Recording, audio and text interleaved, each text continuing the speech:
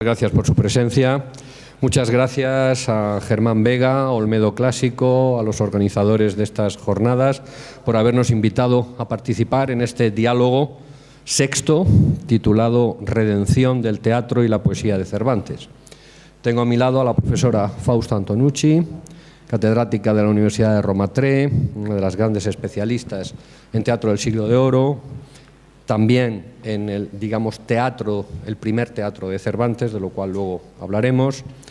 A ese señor que está ahí, este que está ahí, se llama Luis Gómez Canseco, ya lo conocen ustedes, perdónenlo, es así, nos salió así, es catedrático de la Universidad de Huelva, acaba de editar una extraordinaria, en 2 tomos, edición del teatro de Cervantes, Comedias y Tragedias, en una edición de la Real Academia Española, y al lado de Luis Gómez Canseco, José Montero Reguera, catedrático de la Universidad de Vigo, que acaba también de editar un excelente volumen, junto con Fernando Romo y Cuiñas también, de El viaje del Parnaso y las poesías sueltas de Cervantes. Bueno, el tema, como ven ustedes, es lo primero, nos vestimos de trinitarios con el fin de redimir a Cervantes. Y el primer tema que podemos sacar, si os parece bien, es, por enredar un poco ya de entrada, ¿es necesario la redención de la poesía y del teatro de Cervantes? Hay que, según el jefe Germán Vega ha colocado, redención del teatro y de la poesía de Cervantes. Vosotros dos que acabáis de editarlo, Pepe, por ejemplo, por empezar, si quieres, por la poesía. ¿Por qué esa redención? ¿Por qué la necesidad? ¿Qué ha pasado con la poesía de Cervantes? Bueno, la poesía de Cervantes, ¿no? Se me oye, sí. Bueno, buenas tardes a todos.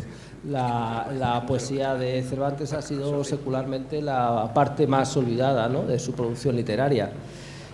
Obviamente son los lectores a través del tiempo los que han configurado, los que han creado la imagen y lo que se lee de un autor o no se lee.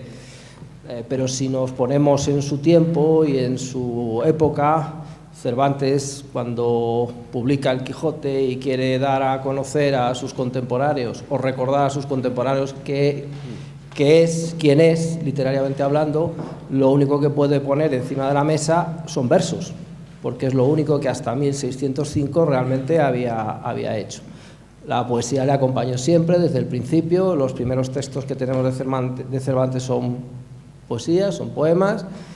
Es la actividad literaria que probablemente mantuvo durante toda su historia como escritor y sin embargo la magnitud que ha alcanzado El Quijote y quizá en menos medida las novelas ejemplares ha dejado en un segundo plano o ha olvidado directamente tanto la poesía como también el teatro cervantino, ¿no?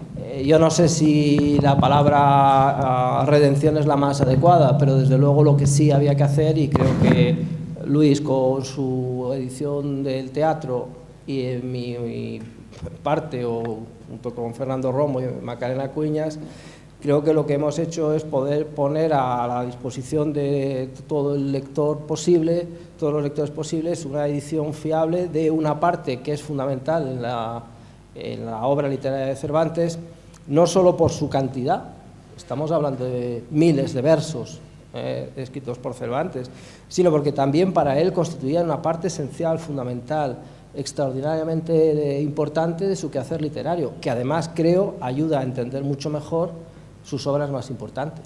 Es decir, el Quijote creo que es una obra riquísima por todo género de razones, pero es una obra que incluso se enriquece si la podemos afrontar o la podemos leer, o si nos acercamos a ella desde el prisma del escritor, que es un dramaturgo, además un dramaturgo experimentado, y es un poeta que ha escrito constante y permanentemente a lo largo de, pues a la altura del primer Quijote durante más de 30 años. Estamos hablando de más de 15.000 versos líricos. Entonces eso nos lleva, antes de entrar en el teatro, Luis, Fausta, eso nos lleva a los famosos endecasílabos del viaje del Parnaso. Bueno, es decir, que vamos a interpretarlos, saben ustedes a cuáles me estoy refiriendo, ¿no? La gracia que no quiso darme el cielo. Bien, yo que tengo de poeta. ¿Hay clave paródica, hay ironía? Es decir, ¿cómo se considera, cómo se autorrepresenta Cervantes como poeta? Es decir, ¿o qué consideración tenía Cervantes de sí mismo como poeta? A partir, Pepe, de lo del viaje del Parnaso. El viaje del Parnaso es un texto que no se aleja en muchas cosas de lo que Cervantes estaba haciendo por otros medios en esos mismos años. Y en el viaje del Parnaso la diferencia esencial es que utiliza el cauce métrico, que probablemente es lo que más distancia al lector de hoy de ese texto. Pero utiliza el mismo sistema de burlas y veras, de bromas entreveradas de cosas muy serias, en un texto que mezcla deliberada y conscientemente esos dos elementos. Si determinados versos se extraen descontextualizándolos, pues podemos afirmar, como ya se hizo en su momento, o ya hizo, y en este sentido la voz de Medez Pelayo fue muy definitiva, es el poeta que reconoce que el cielo no le dio ese don. Pero si recuperamos el contexto, nos damos cuenta de que la ironía está presente por todas partes, en ese párrafo, no, en ese pasaje está claramente presente y se está tomando a coña, entre paréntesis, esa referencia. Él no se consideraba a sí mismo como un mal poeta, y entre otras cosas él quiere o intenta demostrar en el viaje del Parnaso que no es eso, sino todo lo contrario. Es un poema, entre otras muchas cosas, escrito para mostrar a los demás que en la teoría yo he escrito todo esto, desde la historia literaria yo he escrito todo esto, y en la práctica es capaz de mantener el endecasílabo durante 8 capítulos. Este es un gran poeta. Entonces, creo que, entre otras cosas, nuestra condición de filólogo es lo que nos justifica o nos da esencia, ¿no? El poder recuperar la esencia de un texto, en este caso el viaje del Parnaso, que lo que quiere mostrar, entre otras cosas, es que en la teoría, en la historia y en la práctica, Cervantes muestra, se considera y quiere mostrar a los demás que es un poeta. También es verdad, es un poeta, un escritor que probablemente en un determinado momento entendió que su camino iba por otro lado que no el de la poesía. Pero eso no quita que ni él se considerara un buen poeta, y que además experimentara y que practicara la poesía constante y permanentemente desde 1567 hasta 1616. Claro, es que además, por ejemplo, la consideración que de él tienen, estoy pensando en todo los libelos, ¿no? El expediente del famoso libelo de Elena de Osorio, sí, donde hablan de Cervantes. O luego Lope, que por un lado, en la famosa carta de 1604 dice una cosa, luego en el Laurel de Apolo dice otra. Es decir, que tienen una consideración contradictoria sobre la propia creación poética de Cervantes como poeta. Bueno, ahí también hay que tener en cuenta que pasa con la poesía lo que pasa con otros muchos aspectos del cervantismo, documentos y textos que se conocen desde siempre y que sin embargo han quedado a un lado. Los libelos contra Elena Osorio y la declaración de que solo hay 5 poetas romancistas, y entre ellos está Cervantes, uno de los buenos romancistas, se conoce desde finales del siglo XIX y no se ha traído a colación con la debida reiteración, ¿no? Porque es muy interesante, no ya tanto que Cervantes se considere un poeta digno, sino que entre sus contemporáneos está reconocido como tal. Y es evidente que también las idas y venidas de Lope y de Cervantes es una relación muy compleja, pero también es verdad que el elogio más ensalzatorio de Cervantes en cuanto poeta se ve a Lope de Vega en el Laurel de Apolo. Claro. Además, en un momento en el que ya no tenía por qué ni atacar ni elogiar. Cervantes lleva muerto más de 15 años, ¿y a qué viene ese? Lo cual quiere decir que para sus contemporáneos Cervantes, aparte de ser el autor del Quijote, era un escritor de versos, era un poeta. Y eso nos lleva ya al teatro. Y en mi mocedad se me iban los ojos tras la farándula.